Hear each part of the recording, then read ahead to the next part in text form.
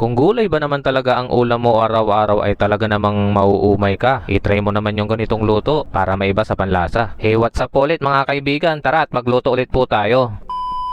Naghiwa na po pala ako dyan ng isang pirasong sibuyas at saka kalahating native na bawang. 1/4 na dairy cream. Igisa na natin yung bawang at saka yung sibuyas. At kapag lumabas na yung mga aromatics, ilalagay na po natin yung 1 kilong giniling na baboy mga lodi. Kaunting toyo, paminta at saka patis. Isasangkot niya po pala natin ito ng maayos. At kapag nasangkot niya na po natin, ilalagay na po natin yung hiniwang carrot saka yung patatas. Sabay na rin po natin yung green peas saka yung liver spread. Kaunting asukal, pambalansin ng lasa. Tapos kaunting toyo at kaunting tomorigato ajinomoto ne.